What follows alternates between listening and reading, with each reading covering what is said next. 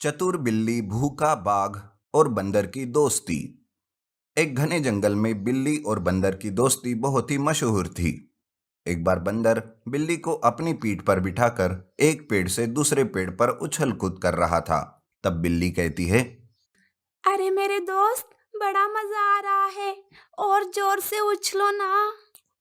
ठीक है दोस्त, बस मुझे तुम कसकर पकड़ कर रखो।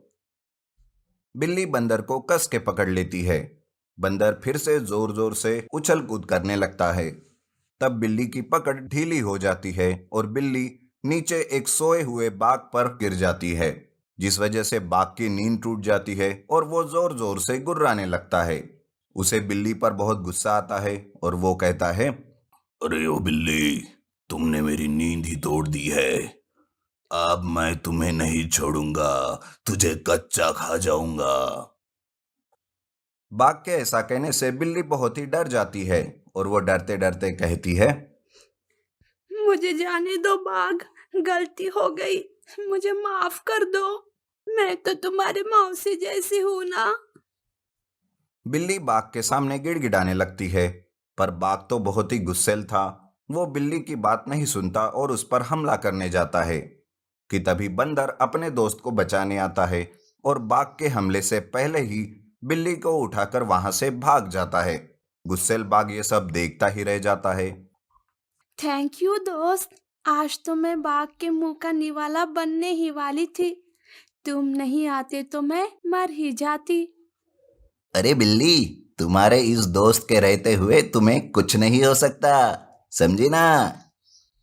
इस तरह दोनों भी राहत की सांस लेते हुए अपने अपने घर चले जाते हैं। पर दूसरी ओर बाघ अपने इस हार का बदला लेना चाहता था। एक बार बाघ को कोई शिकार नहीं मिलता। उस दिन वह बहुत ही भूखा रहता है। उस वक्त सामने उसे बिल्ली दिखाई देती है। तब वो सोचता है, अरे वाह, ये तो बड़ा अच्छा मौका मिला है इस बिल्ली और बंदर से बदला लेने का। बदला भी पूरा हो जाएगा और मेरी भूख भी मिट जाएगी। ऐसा सोचकर बाघ बंदर और बिल्ली को फंसाने की आइडिया बनाने लगता है। तब उसे सामने में एक गड्ढा दिखाई देता है और उस गड्ढे में उन दोनों को गिराकर उनका शिकार करने की वो सोचता है। इसलिए वो बाघ बिल्ली को देखकर रोते हुए कहने लगता है, अरे अरे बिल्ली, तुम्हारा दोस्त बंदर अभी अभी उस गड्ढे में गिर गया है। तुम जल्दी से जाकर उसे बचा लो, नहीं तो वो मारा जाएगा। जाओ बिल्ली जाओ। बिल्ली बाघ की बात सुनकर अपने दोस्त को बचाने के लिए उस गड्ढे के पास जाती है। तब बाघ उसे पीछे से धक्का दे देता है। बेचारी बिल्ली गड्ढे में गिर जाती है और वो चिल्लाने लगती है। अच्छा, तो ये सब हमें फंसाने के लिए किया है। पर कोई बात नहीं, मेरा दोस्त है ना, वो तुम्हें देख लेगा। उसे भी यही बहाना करके मैं उस गड्ढे में गिराने जा रहा हूँ। तुम चिंता मत करो, मेरा कुछ नहीं कर पाएगा तुम्हारा दोस्त। वो भी इस गड्ढे में फंसने के बाद तुम दोनों को मार कर मैं अपनी भूख मिटाऊंगा। बाघ ऐसा कहकर बंदर के पास जाता है और वो उसी तरह नाटक करने लगता है जैसे उसने बिल्ली के साथ किया था। वो बिल्ली के गड्ढे में गिरने की बात करने लगता है।